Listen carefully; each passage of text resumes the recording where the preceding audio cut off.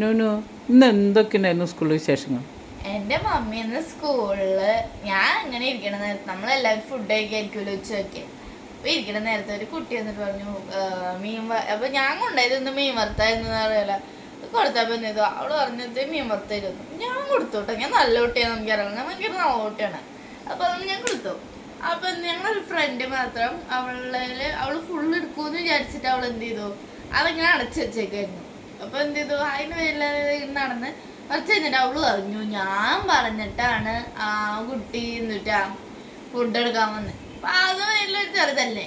അപ്പൊ എന്ത് ചെയ്തു, എൻ്റെ വേറൊരു ഫ്രണ്ട് പറഞ്ഞു എന്തിട്ടാ എൻ്റെ പേര് വെച്ചിട്ട്, എൻ്റെ പേര് നിങ്ങൾക്ക് അറിയാമെന്ന് വിചാരിക്കുന്നു, എനിക്കിപ്പോൾ പറയാൻ താല്പര്യമില്ല കേട്ടോ, അതുകൊണ്ടാണ് ഞാൻ പറയാറ്.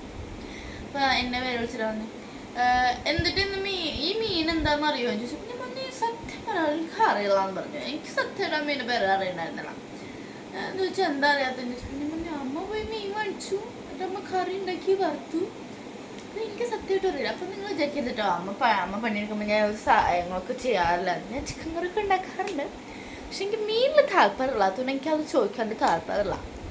അപ്പം അതുകൊണ്ട് തന്നെ ഞാൻ ശ്രദ്ധിച്ചിട്ടുണ്ടായിരുന്നില്ല.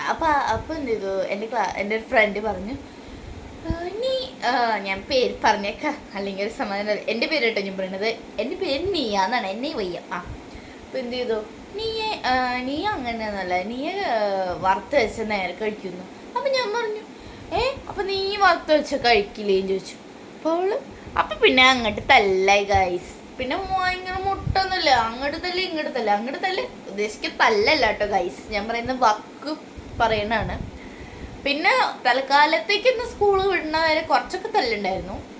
ഇനി നാളെ വന്നിട്ട് ഇനി തല്ലുണ്ടാക്കണോ, ഇനി നാളെ പിണങ്ങണോ, അതോ ഇനി നാളെ വന്നിട്ട് എല്ലാ പ്രശ്നങ്ങളും സോൾവ് ചെയ്യണോന്ന് അറിയില്ല. അപ്പൊ നിങ്ങൾക്കും അങ്ങനെയൊക്കെ ഉണ്ടെങ്കിൽ കമന്റ് ചെയ്യാട്ടോ. അപ്പൊ ടാറ്റാ.